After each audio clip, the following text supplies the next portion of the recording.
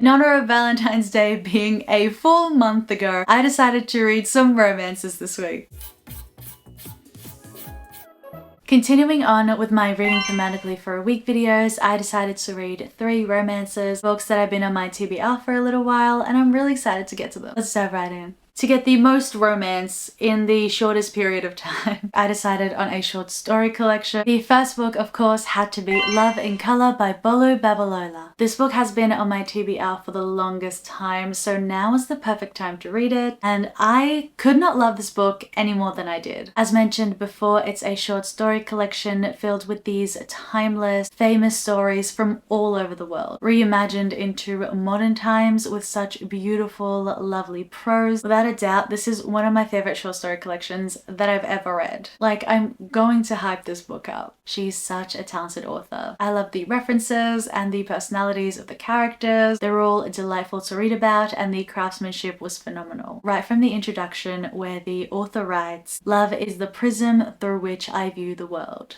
I was already hooked. You know when an author is going to get you, and that line got me. Now obviously I'm a hopeless romantic, but I'm also a huge fan of mythology and folklore, and the way this book brings everything to life. They're perfect reimaginings of these timeless characters and stories. Some you'll definitely recognize from mythologies that you've read before, but there's also quite a few stories that I hadn't heard of before, as well as new stories. Another thing that I loved was the way these tales were brought to life in a way that was relevant to the modern era, sometimes inverting the original purpose. For example, in the author's notes, she talks about how she took these cautionary tales, she changed them into stories that were about agency and true love and finding yourself. And I think that is so important in this era. And because of that, each of these stories also had powerful messages. Prose was so poetic and dreamlike. Loved the writing. I enjoyed the variety of the genres as well, because they weren't limited to only romance. You truly didn't know where you were going to be taken next from story to story, but you had that trust in the author, and I ended up loving each story and each journey the different characters took. It was so heartfelt, the perfect balance between myth and reality, past and present, capturing the essence of these characters so well in the modern day that they didn't lose any of their traits or characteristics. Because it's a little different talking about a short story collection. I want to talk about some of my favorite stories and maybe ones that you'll recognize as well. I definitely got a kick out of the references that I understood. My favorite retelling was probably Pyramus and Thisbe, which if you think you don't know the story, you actually do. It's a story that originated in Mesopotamia and eventually made its way down to inspire Romeo and Juliet. So seeing these characters and paying homage and the little nods to the originals was so well done. That was definitely a standout part to me. Psyche and Eros was another famous story recontextualized in a modern day work office romance. Not only was it great to see the dynamics between the two leads, but also with the secondary characters. These characters all soared off the page. A quote that I wrote down that made me laugh out loud was Eros telling Sai to shoot her shot. It's exactly my type of cheeky humor. Another story that I couldn't stop thinking about because I loved the recontextualization, how great the mixing of genre was Nefertiti's. Seeing all these different worlds, different environments, different genres all mixed in and seen through the lens of romance. Not just any romance. I'm talking about sweep you off your feet, true love, soulmate romance. The other stories that I hadn't heard of before I instantly loved, and now I want to research and learn more about the mythology and the folklore throughout this book. I also really enjoyed reading the original stories towards the end. They were all such unique, well-built worlds. They might have all been short stories, but they each had such an emotional impact. Definitely got teary-eyed reading one or more of the stories. I couldn't help but imagine how well this book would be adapted into an anthology series. Each short story is an episode. I would watch the hell out of that. Altogether, these stories were very powerful. It was almost difficult going from one story to the next because it was so immersive, like you were so deeply entrenched in these tales. And then another world was created and you're also equally immersed in that. It was so well thought out. It just captured this awesomeness, the sweetness of romance as a genre. This book is definitely for my fellow hopeless romantic girlies. I will 100% be picking up more books by the author. I know she has a new one that came out and it's pretty popular, so sign me up. Continuing on with the romance theme, this time with a slight hint of magic, it is The 7-Year Slip by Ashley Poston. I'll put it over here, but look at what happened to the cover. That's how you know it was well read.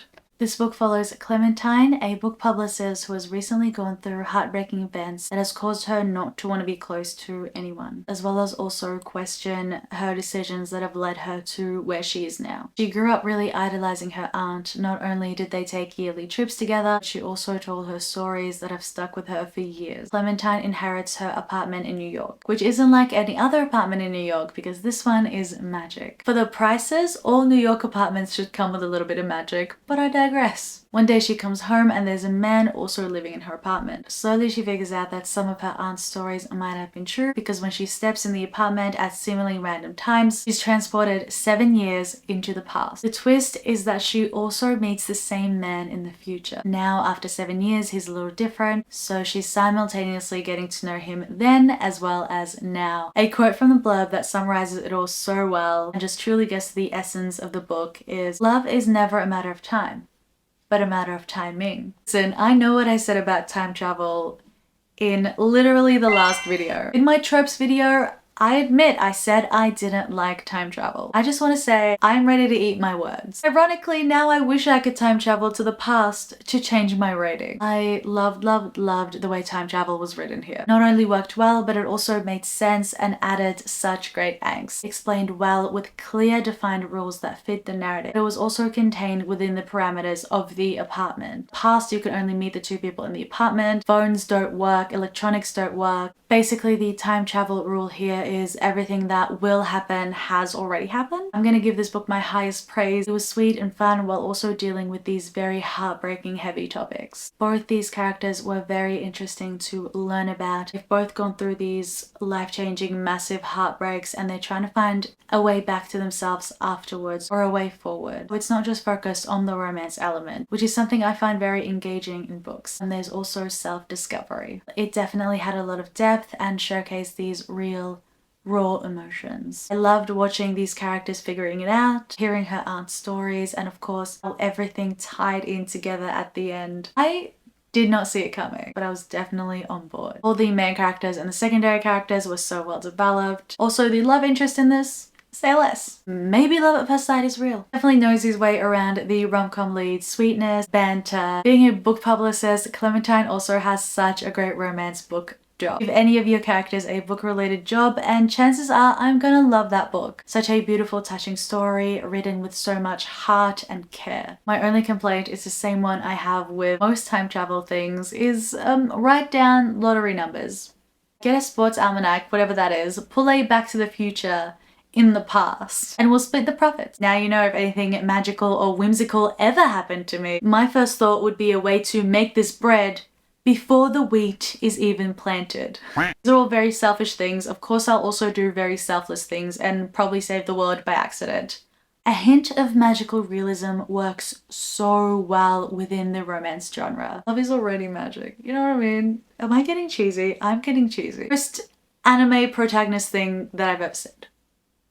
Romance with a hint of magic is a great mix. I know her other book also has a hint of magical in the realism, so I will definitely be picking that up and reading it. I love stories like this so much. I definitely recommend this if you're looking for a comforting, sweet read with a wonderful romance at the center of it, as well as these engaging characters trying to find their way in the world. The next and final book is The No-Show by Beth O'Leary. I knew nothing about this book, but the blurb said Valentine's Day, so I thought it looked interesting. I've also been wanting to pick up a book by Beth O'Leary and this is my first. It fit the theme, so I picked it up. It follows 3 women, Siobhan, Miranda and Jane, who were all stood up on Valentine's Day by the same man, which was definitely an interesting concept. I don't think I've ever read a book like this one. A lot of these big tropes that I don't usually read a lot of. This book is a little tricky to talk about without revealing anything, so like bear with me on this one. Just a little warning, there'll be slight spoilers, but good spoilers. Spoilers that kept me reading. So there's a lot of characters and a lot of mystery from the start. I had to write each character's name down and a little description, their work, just to keep track. Also, because all 3 of the love stories were unique in their own way, it made it easier to differentiate. I'm not gonna spoil anything, but there's definitely a lot more going on than what's presented. I think that's why I couldn't be as immersed in the story as I wanted to be. Really thinking about what's going on in the story because I was thinking about the book in a structural sense. At a certain point, I was like, there's no way this man is not only 2-timing, but 3-timing them. I was out here thinking about plot twists. At one point I was like, are they triplets? Is this an alternate reality? I was working overtime with my fantasy girl mind. Is he immortal? Like what's going on? Maybe